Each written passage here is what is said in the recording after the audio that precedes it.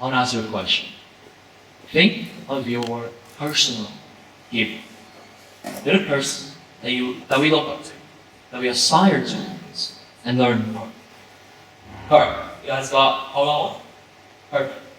Now, imagine two worlds. One, where our heroes are born, not made, and the second world, where our heroes are made and not born. Now, which world would you rather? Growing up in the mid-2010s, I chose to believe the second world, the one where success comes from merit. I was obsessed by Iron Man. Unlike other superheroes blessed by fate, Tony Stark built himself into a hero with nothing but brilliance, determination, and, let's be honest, a vast family fortune that gets glossed over in every sequel. To a young, impressionable kid like me, that was the dream. Sound familiar? The story of Iron Man is a story we tell ourselves about conventional success. It's the myth of meritocracy distilled into a shiny metal suit. Today, I stand before you to challenge this myth, not to destroy it, but to transform it into something truer and more liberating. The cult of hard work surrounds us. It defines us, consumes us. Wealthy influencers preach, oh, just hustle like me. Politicians craft rags to riches narratives while hiding family wealth. The message echoes for boardrooms, classrooms, and dining rooms throughout all cultures. Success comes to those who work hard enough. Failure comes to those who don't. You alone are responsible for your outcomes, and you alone bear the blame for your setbacks. But what if this narrative, this myth of meritocracy, was all a lie? In China, students endure the Gaokao, China's notorious college entrance exam.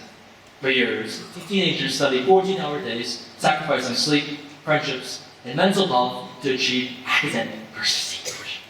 Parents spend life savings on tutors and cram schools. The entire economy of anxiety forms around a single test that supposedly measures merit fairly.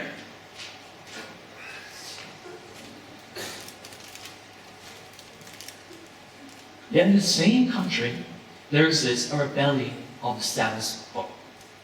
The lying flat movement grows as young people reject this premise entirely.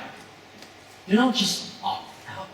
They're actively questioning why we've accepted a social contract that demands your own self-destruction for uncertain rewards. Who decided this is how life should be lived? Who benefits when we never reject the established conventions?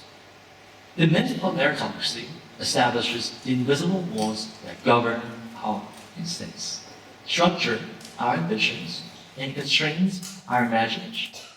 It's an operating system running silently in the background of our lives, constantly influencing our every move. We're not naive. We understand privilege exists. We know that being born wealthy provides advantages. Yet somehow, we still attribute success primarily to individual effort. It's like believing that in an equal race, the winner deserves absolute praise, while ignoring that some runners started miles ahead, others wore weighted vests, and some faced hurdles that others didn't. Capitalism needs the story. Power needs the story, and the status quo needs this story. But do we need it? Do you need it? And does it serve you? Now here's where you might expect me to say, oh, hard work doesn't matter. I won't. Hard work matters profoundly, but not for the reasons you expect. Think of any successful person in the last couple of decades. I'm willing to bet good money that at least a couple of you thought of Steve Jobs. Right? I mean, look at him. His achievements are incredible. The first Macintosh home computer, the company founded, Apple, was the first company ever to reach $3 trillion. And chances are, the phone in your pocket right now is made by him.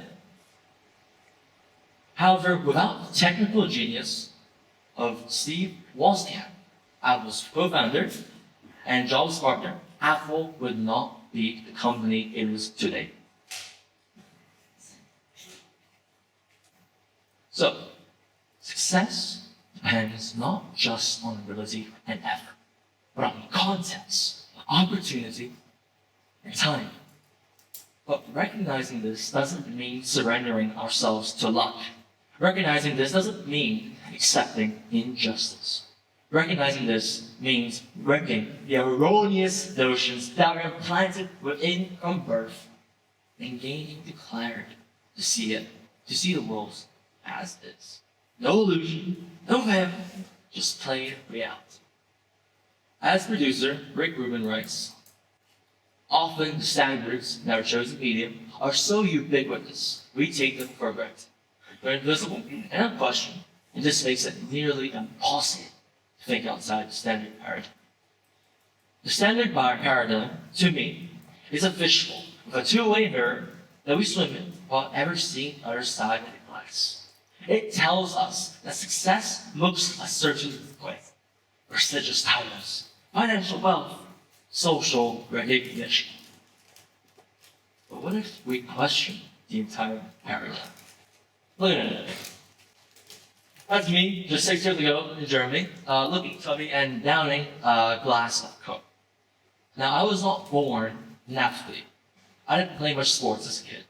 But during COVID, I picked up rugby and began playing with a proper sports club.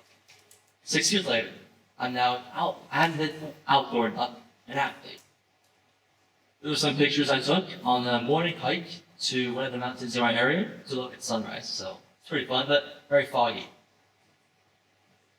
I didn't play rugby for any external validation. I did it for personal enjoyment. I did it because I love the thrill and a rush of adrenaline when running the pitch, stiff-arming defenders, and scoring a try. I did it out of passion. This is hard work with purpose, not as a transaction, but as a transformation, not as an acceptance of the status quo, but as a potential challenge.